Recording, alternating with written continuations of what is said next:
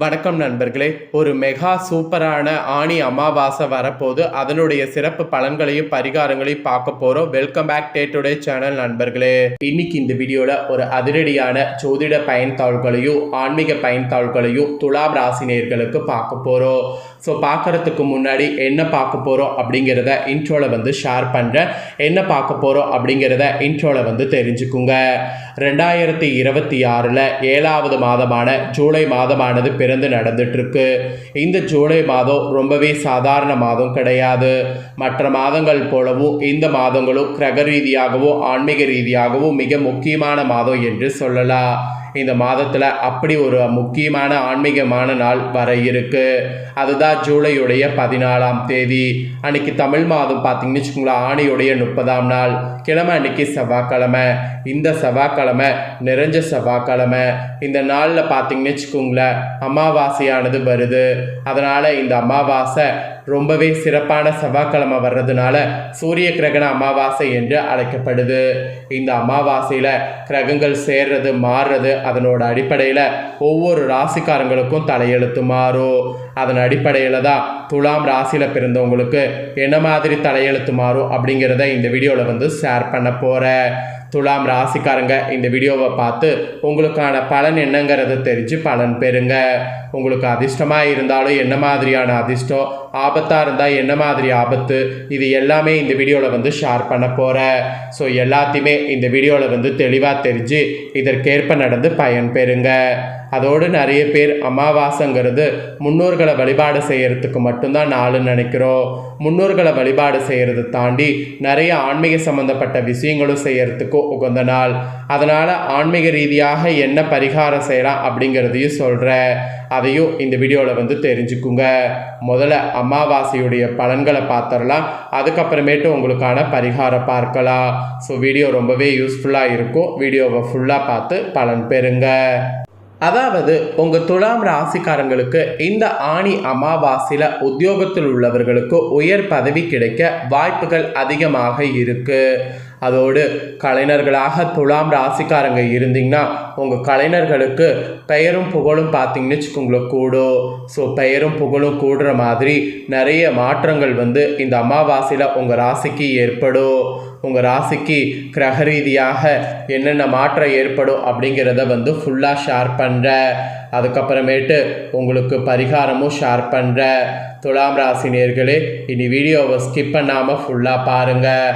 அப்போ தான் உங்களுக்கு நான் என்ன சொல்ல வரேன் அப்படிங்கிற பலன்களை தெரிஞ்சு பலன் பெற முடியும்.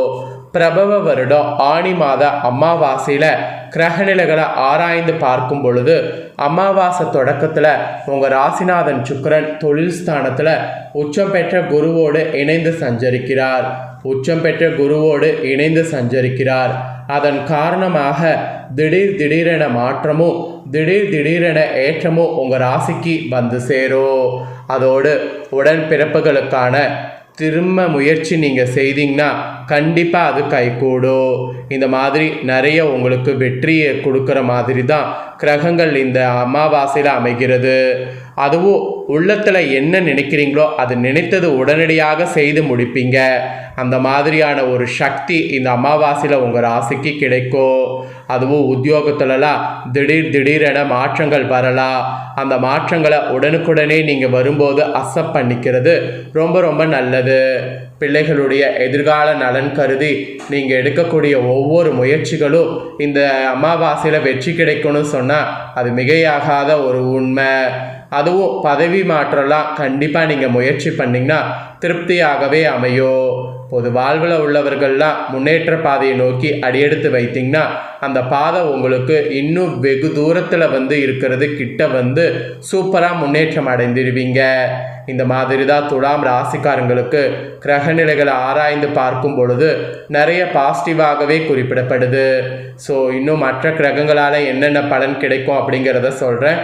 மற்ற கிரகங்களாலும் என்னென்ன பலன் கிடைக்கும் அப்படிங்கிறத துலாம் ராசி நேயர்கள் தெளிவாக இந்த வீடியோவில் தெரிஞ்சுக்குங்க.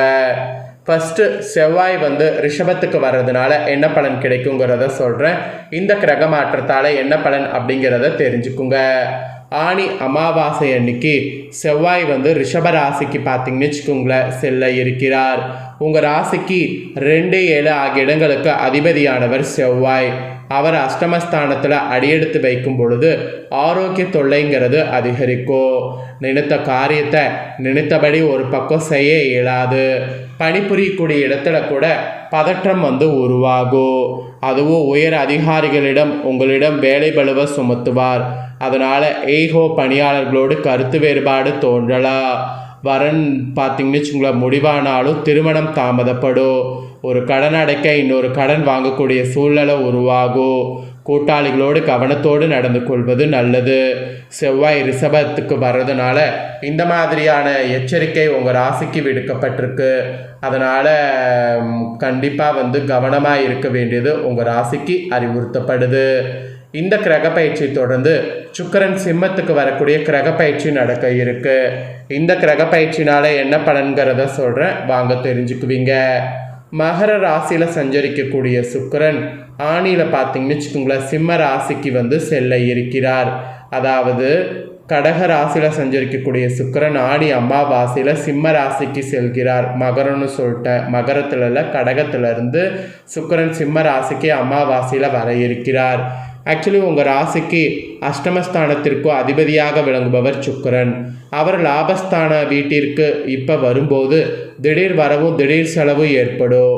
வெளிநாட்டில் வசித்து குடியுரிமைக்காக காத்திருந்த உங்களுக்கு இப்போது இது கிடைக்கும். தாய்நாடு செல்ல முடியாமல் தத்தளித்த உங்களுக்கு அதற்கான வாய்ப்பு சேரும். கரைந்த சேமிப்புகளை ஈடுகட்ட முடியும்.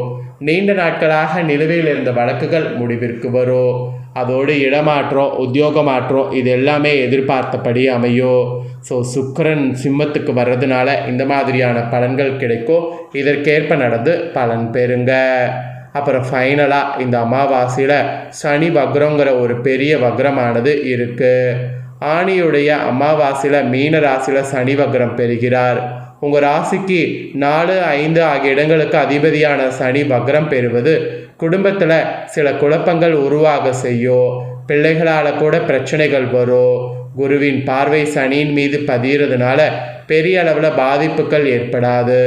இருப்பினும் ஒரு பிரச்சனை முடிந்தால் அடுத்த பிரச்சனை தலை தூக்கும். உங்கள் ராசிக்கு 3, 8, 12 ஆகிய இடங்களில் சனியின் பார்வை பதிகிறது. எனவே முன்னேற்ற பாதையில் சில இடையூறுகள் வந்தாலும் அதை சமாளிக்கக்கூடிய ஆற்றலை பெறுவீங்க. மெயினாக உங்கள் பிரச்சனைகளை முக்கிய நபர்கள் சிலர் தீர்த்து வைக்க முன் வருவாங்க. பயணங்கள் பலன் தருவதாக அமையும். உத்தியோகத்தில் விருப்ப ஓய்வு பெற்றுக்கொண்டு வெளியில் சுய தொழில் தொடங்கக்கூடிய சூழ்நிலை உருவாகும்.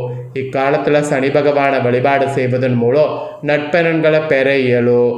அதனால் மறக்காமல் வழிபாடு செய்து பயன் பெறுங்க. இதெல்லாம் தாங்க உங்கள் ராசிக்கு கிடைக்கக்கூடிய பலன்கள். என்ன நண்பர்களே, உங்களுக்கான அமாவாசை பலனை நீங்கள் தெரிஞ்சுக்கிட்டீங்களா? இதற்கேற்ப இனி காய் நவுத்துங்க. உங்கள் ஃப்ரெண்ட்ஸ் ஃபேமிலிக்கும் ஷேர் பண்ணுங்கள். அவங்களுக்கு துலா ராசியாக இருந்தால் பார்த்து பயன்பெறட்டும். இதே போல் புதிய தகவல்களை தெரிந்து கொள்ள மறக்காமல் சேனலை சப்ஸ்கிரைப் பண்ணுங்கள். கூட பெல் பண்ண ப்ரெஸ் பண்ணுங்கள். நெக்ஸ்ட்டு சுவாரஸ்யமாக வேறொரு வீடியோவில் உங்களை பார்க்குறேன்.